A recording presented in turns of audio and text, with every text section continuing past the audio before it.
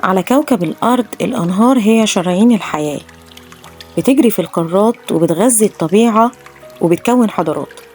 عشان كده في الفيديو ده هنتكلم عن أطول 5 أنهار في العالم.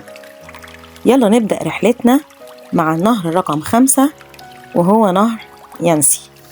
نهر يانسي موجود في قارة آسيا وبيمر بشكل رئيسي في دولتين هما منغوليا وروسيا، وهو جزء من 3 أنهار اسمهم السهول الشمالية أو السيبيرية، وبيصب في بحر قارة في المحيط القطبي الشمالي، وبيتجمد في فصل الشتاء علشان كده بيفقد أهميته.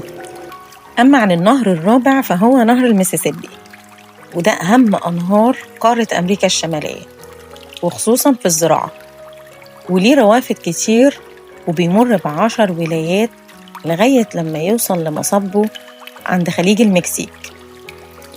أما عن النهر الثالث فهو اليانغتسي أو اليانجتسي، وده أطول أنهار قارة آسيا وبيجري بالكامل في دولة الصين لغاية لما بيوصل للمصب بتاعه في بحر الصين الشرقي.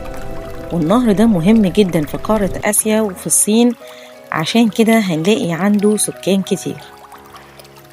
أما عن النهر التاني فهو نهر الأمازون، بيجري في قارة أمريكا الجنوبية وبيمر ب9 دول.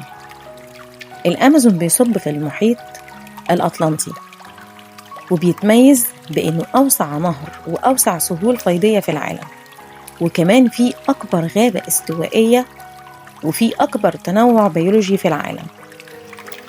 ودلوقتي وصلنا للنهر رقم 1 اللي هو أطول أنهار العالم، وهو نهر النيل اللي بيمر ب11 دولة في قارة أفريقيا، وليه منبعين دائم وموسمي وبيصب في البحر المتوسط في مصر. النيل هو نهر تاريخي قامت على أرضه حضارات عظيمة، وهنلاقي عنده سكان كتير وبيعتمدوا عليه بشكل رئيسي في الزراعة. وبكده نبقى اتكلمنا عن أطول 5 أنهار في العالم.